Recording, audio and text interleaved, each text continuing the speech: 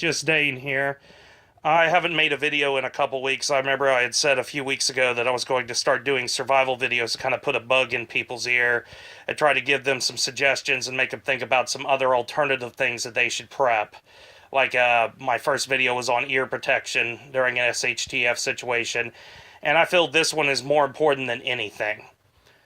What would happen if you became severely wounded or had a traumatic injury during SHTF or WROL without rule of law type situation? Would you have the means to be able to mend yourself, a loved one, or a fellow patriot, or even just a complete stranger? And honestly, a lot of people fixate on guns and ammo. I'm on a budget, so I can only buy what I could buy within my means. So I like to take my money, what's available, and be able to spread it out over different things that I feel that I would need, not just fixate on one thing. And also, a lot of you gun guys, have you taken into account the thought that you have something that will be considered very precious, and if you're trying to flip or sell that during turmoil or some sort of situation or disaster, even temporary or long-term in this country, that you will become a target. People will want what you have, especially if you have a immense amount like some of you guys I've seen. Nothing against you, but at the same time, if someone killed you or if someone came and severely wounded you, it would do you no good. It would end up falling into the wrong hands. It may end up falling into thugs or marauders' hands, and they may use it to hurt other people. So what you should have is definitely the basic supplies that you need to be able to mend yourself. And I also believe that you should have the knowledge. I have a semi-decent library of books on trauma, injuries, and field medicine. You know, how you would treat yourself, suture wounds, etc. I'm also taking an old phone or a tablet and storing all the medical videos I can find on that. Hopefully I'll be able to get some sort of solar device in the future so I'll be able to access that. But you should also have the tools and means that you need in order to be able to be able to treat yourself, a loved one, even an animal. I mean, a lot of the same medicine can be used if you have canine friends if they become wounded, or a farm animal, one of your children, or even a complete stranger that you may take mercy on, if things really do get out of hand in this country toward the election. I originally shot a different video, but I thought it was kind of messy, and I wanted to reshoot this. It's just going to be a simple video. I will go over some other things in later videos that are more advanced, but I think these are the basics that you should have. I may have to lay down my phone for a minute since I don't have a tripod, but I just thought I would go over this. Usually, the best bet is usually one of these old-school trifold U.S. Army medical bags. These were used between Korean War, Vietnam era, and probably the early 2000s when the Gulf Wars broke out after 9/11. This is the older bag. It has 3 compartments, it folds up, it's waterproof, and has an arm strap. The original ones were made out of nylon, or actually cotton. These are made out of nylon. But it has your basics that you need. Here, for example, I don't have another example of the Better Cat tourniquet. This is a modern tourniquet. An old school tourniquet was just a rubber band that you used to pin, help to be able to stop traumatic bleeding. This is a first generation cat tourniquet. They have a newer cat tourniquet that came out that has a red tab on the top that's a Better Cat tourniquet, but these were prone to break. But this is the absolute best tourniquet that you can have. Even a fool could use this. I mean, a simpleton could use this. It is it's a must-have for a trauma bag, because if you're bleeding to death, you only have so much blood, and we're going to cover a few other things later that are important also. You could usually find these between $10 to $20. They're expensive, but if you look on the surplus market, you can sometimes find them at flea markets, surplus shops, online, and you must have one of these if you're truly prepared, or if you truly believe in being a patriot and standing up for what you believe in, your God and your country. This is something that you need, especially if you're a marksman. Without this, you're kind of just taking your life in your own hands. It's very simple, and it's easy to use. I suggest you have one of these, and maybe even have some of the old school ones to back up. I would actually have 2 of these in your bag, because you could actually use multiple in the same limb if you have a severe injury like a hemorrhagic fracture, gunshot, knife wound, or even a amputation, God forbid. But, you know, that type of stuff happens even in the real world. But in a wrol situation, you may need to stabilize yourself or somebody else, and this is a must-have. Here's another item. Now, the early quick clot was actually banned, and what it was is it was a powder, a granulate form. It was banned because it would cause third-degree burns inside the wound channels. And what it would do is they would pour it in there, and by the time they made it to the hospital, not only was it really hard for doctors and medical staff to get out of the wound, but it had its issues. Not only, it was a great product, but it had its drawbacks. Also, whoever was operating, whether it be a medic, an EMT, police officer, military personnel, doctor, if wind blew that into their eyes, it would intermix with the fluid in their eyes, and it would temporarily or permanently blind them because it became superheated, and it would bond to their eyes, so they banned it. This is a third generation. They made another gauze, another sponge before this as an in-between. But this is what they call a Z-fold combat gauze. These are usually fairly expensive. I've seen some civilian versions for sale at Academy and etc. You know, Dick's Sporting Goods. But these are the best. These are the military ones. They're very simple to use. If you know what you're doing, just a basic, you know, research should be able to teach you. You could use it to cover a slash, a gunshot wound, or pack a wound channel if you're afraid of the person bleeding out. You could use this coincide with the tourniquet. Honestly, these have an expiration date, but ever so often the company that makes these updates the expiration date because it's actually not true. What it is it's a best buy date, not a true expiration date. I've heard from people these never truly expire. So your best bet is to look for these online used, or from a surplus market, or a, you know, a Army-Navy store, even someplace at a flea market. Because as long as they're still sterile, which they have one that is not compressed, which is still good as well, but it won't last as long. But these are vacuum packed. These have been around for a couple years now. And your best bet is to find them when they're expired or close to expiration and just keep them in a cool, dark place. And these are a must-have. You should have at least one or two of these. And they're also a great barter item. You talk about ammunition being a barter item. This is life. This is important. And it's something you must have. A lot of these medical bags... Now, here's the thing. These older trifold bags, lately, they used to be a lot cheaper. They have older ones that have really outdated gear, so you need to be careful if you look for these and make sure you're not getting one from the 80s that have things that you won't need. But I found these at Surplus. A guy had bought a bunch at a Surplus auction, and I got an outstanding deal, and I got a couple of them. I may even sell a couple in the future or do a giveaway. I haven't decided. But for now, I just want to explain this so you could be looking for it. These could go upwards of $100, but if you look around, you could still find some deals, $50, $60 a piece for these trifold bags, which are excellent, even though they've replaced them with something else. A lot of the items are also kind of something that I'll never be able to use, like catheters and weird assorted tubing and, you know, things that I can't personally use, but they might be a great barter item. So you may just set those aside. Also, Aerogesic airways, things like that, you know. But a lot of these bags also have these oral hydration salts, which are excellent because you do not want to become dehydrated. In an shtf situation, dehydration can kill you. And, you know, water is the most important thing to the human body. And I'll show you real quick. This is something you find in a lot of medical bags, too. In the newer bags is these micro-pure military-grade water filtration tablets. Now, these do have an expiration date. They will go bad eventually. But they should keep longer than the expiration date. It's not like some of the medical supplies where it's, you know, it's kind of just to cover the company's you-know-what. But these are lightweight, and they're great to have because you do not want to get a stomach virus or some sort of illness during an SHTF situation. And you want to make sure to have good, clean drinking water, or else all that ammunition and all those supplies that you've prepped are going to go to somebody else, and I don't think anyone wants that. Let's go into some other things. Israeli bandage. They've replaced this with something else since then, but this replaced the old camouflage compression bandage that was used from Vietnam through the 1990s. This is a bandage, it gets its name from Israel, it's where it was designed. They have the H bandage now, it's another great compression bandage, a multi-purpose bandage, but this is probably still the best in my opinion. They come in 3 different sizes. They come in the standard 6-inch size.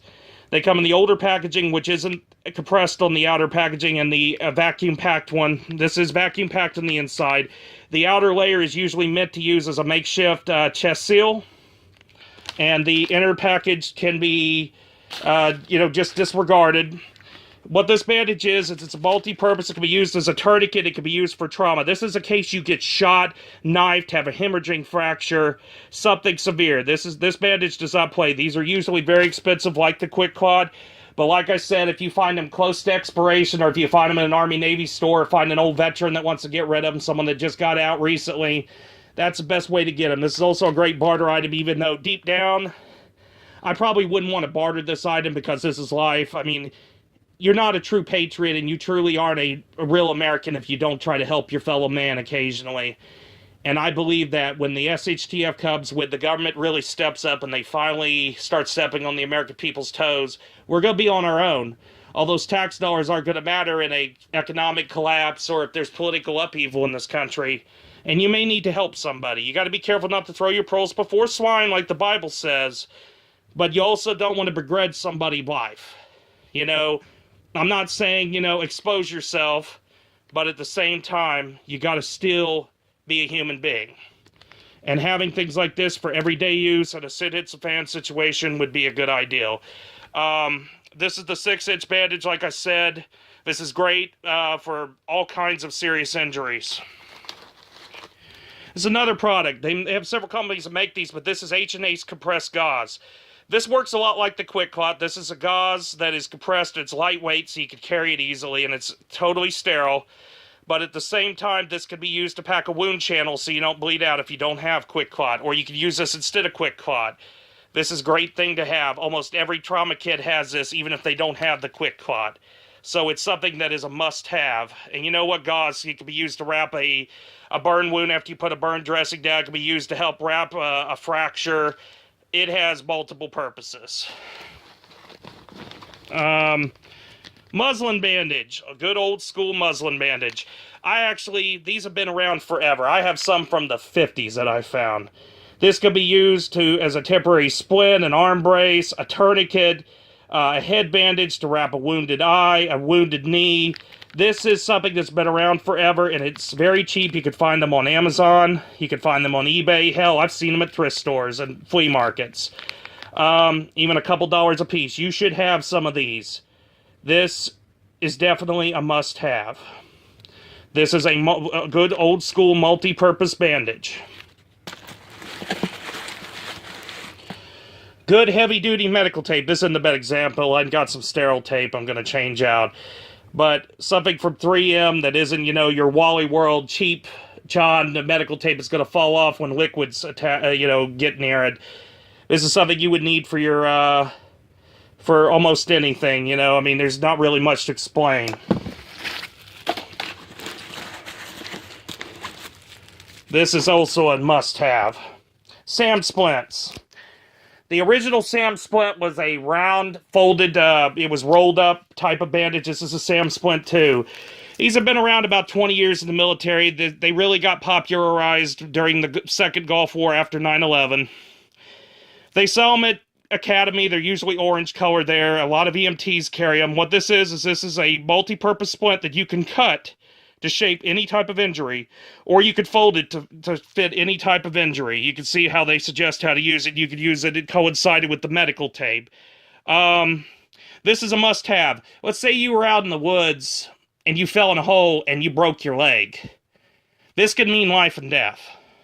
This would be an everyday item you have. SAM splints are excellent. They are well regarded. They have some knockoffs and some competitors on Amazon if you don't want to spend the money on a SAM splint, but they even have some sets that have DVDs and booklets with them. They even have small SAM splints that come with fingers. They have complete kits. So you should definitely have one of these. This is surplus. I got these cheap. But, another item, as long as it's in good condition, this will never expire. You don't have to buy brand new. surplus is definitely a must-have. This is a must-have. These are usually expensive. But, you know, surplus, used on eBay in lots, groups, you know, even if they say, you know, that they're long since expired, go to a Army-Navy booth at your flea market. Look for stuff like this.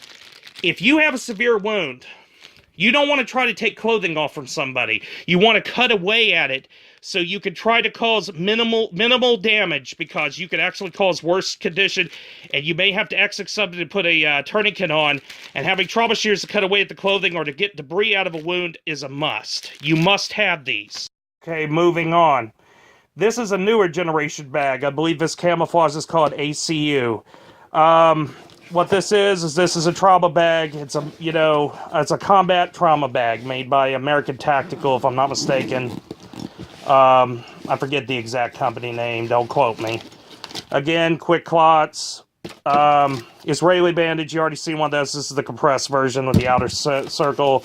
SAM splint. It's got different compartments. You see, this one's made for multiple cat tourniquets.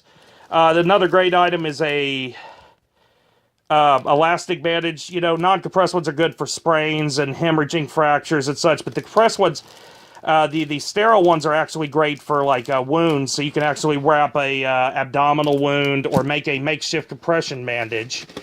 I don't have any chest seals in here. I would normally have that, but I need to get a few things still myself. Here's another great item. That Israeli bandage is 6-inch. This is the abdominal wound bandage. This is the 12-inch. These are harder to get, but you can still find them. These are excellent. You get a wound, a gunshot wound to your stomach. You get a wound to your liver, to your back. God forbid you come across somebody that has an injury to an extremity, like I don't know, an amputation. You can wrap the amputation with this. This is the 12-inch. They make a 6-inch. I believe they make one in the middle that's, you know, an intermediary. But the 12-inch is definitely a must-have. You should have at least one of these. And this is an excellent item to have. I can't digress how important it is to have this stuff. Another little 6-inch bandage. You should always have a spare. You never know what you're going to run into.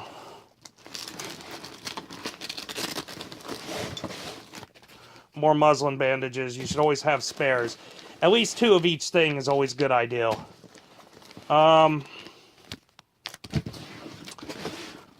These are the big kits. These are kind of hard to carry around for daily use, so I'm going to show you some other things and some alternatives. This is basic IFAC. This is an older one, but again, it's in the digital camo.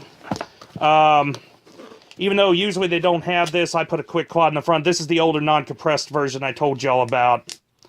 And these are still good. I mean, this one's probably expired 2012, but I mean, a lot of people, you don't want to use that. You want only new, or, you know, no bullshit. This is sterile. This is good. I would use this before nothing. Also, this is on a little chase so you don't lose it in the dark. You have a cat tourniquet. Here's the red tab version of the cat tourniquet, the modern one. These are getting kind of expensive, but I still find them at good deals. Compressed gauze, Israeli bandage, tape. You must have gloves. I suggest having latex and non-latex nitrate gloves in case the person is allergic. I personally don't know how to use this airway yet, but I'm going to take a Red Cross class. I'm going to do some study because these are important. If someone has a fractured face or an injury, you could use this to create an airway. They have some for the throat as well. I forget the name of that. But this is stuff that you should have. Basics. Also, you know, I'm not going to go into everything because this video's already got kind of long-winded. But they have what they call tachoderms, which are clear dressings. I don't have any here to show you right this moment. But what a tachoderm is you do not want to suture in the field if you're in a very dirty area. You know, somewhere where infection is prone. A tachoderm is a clear dressing you could put over a wound after you sterilize it for up to 3 or 4 days, and what it will do is it will not heal properly while the tachoderm's on, but it will put a barrier and seal and keep an injury out. You know, keep bacteria out, rather. And I think that that's a must if you have a short-term survival situation. Also, a lot of people do not know how to suture properly. And if you're not an expert, you could cause a lot worse trouble. You could actually seal bacteria into an injury. And what I suggest you do is get a skin stapler and some iodine swabs. Because once you get to a sterile environment, let's say it's going to be a few weeks for law and order rioting, whatever's going on, you may need to suture an injury, and a skin stapler is good for a novice that doesn't know how to suture, and a lot of times it's cleaner than most of the best suturers could do it themselves. If you're in a cold climate, these are great. These are usually very expensive, but again, surplus. If you look around, you can find it.